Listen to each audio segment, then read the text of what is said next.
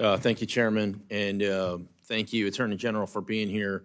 You know, when Uvalde happened nearly 10 months ago in my district, the first elected official to call me was you.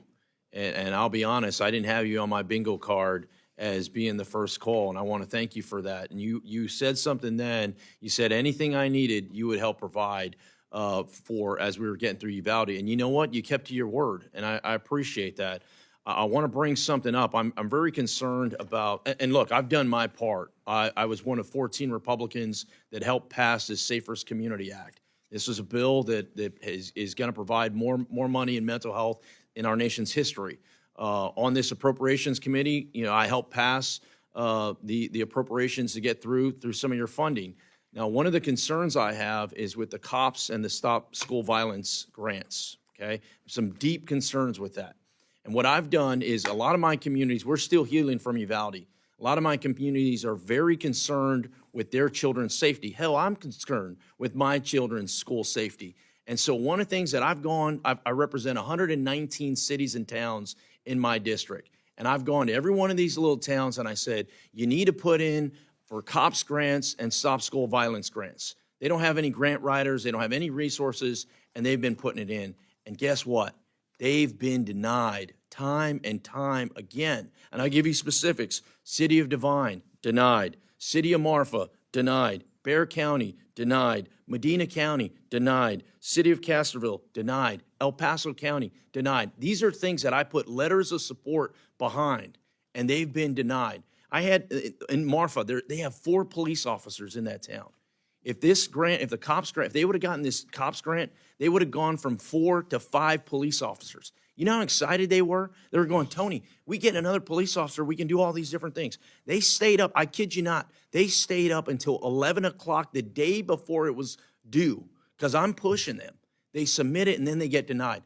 I flagged this for you because in your budget request, you have a reduction, your department has a reduction, a cut in COPS and schools and Stop School Violence grants.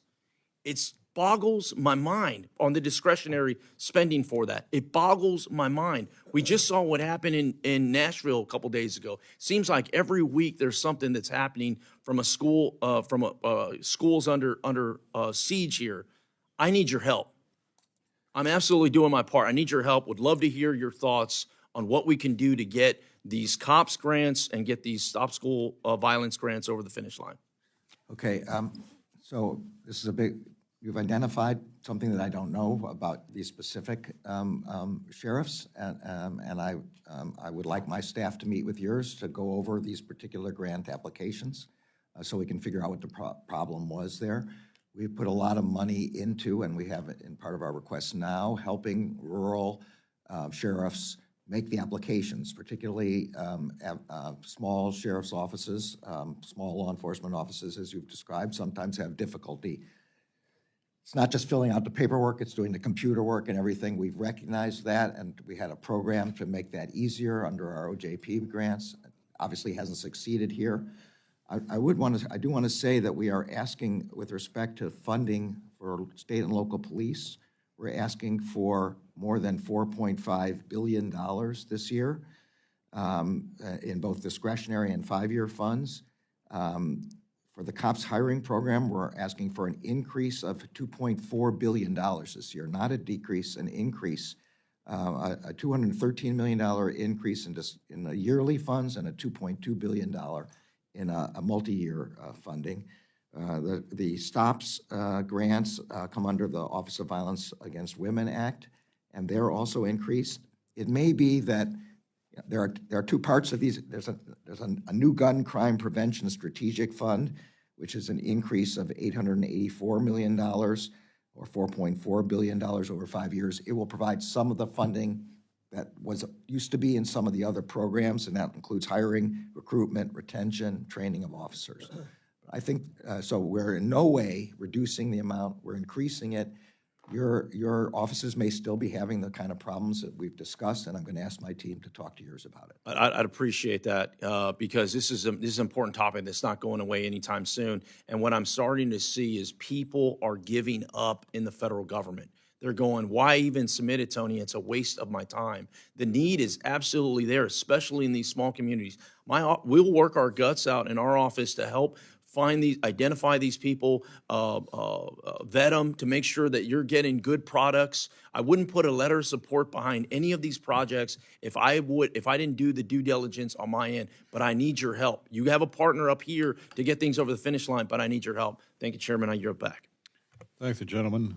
Time has expired. That concludes the first round of questions. I believe we probably have a few members who would want to be part of a second round. But so we will do that, but we will take a 5-minute recess. If I could, Committee stands in Mr. recess. Chairman, if I could have an indulgence for just one moment with respect to my answer to Mr. Klein. Yes. I've taken a look at that FBI response to the subpoena. There actually was a full field investigation. I don't know any of the details about it, but there was. And if you take a look at the letter, I think I said there were none, but it turns out there was one. Committee stands in recess for 5 minutes.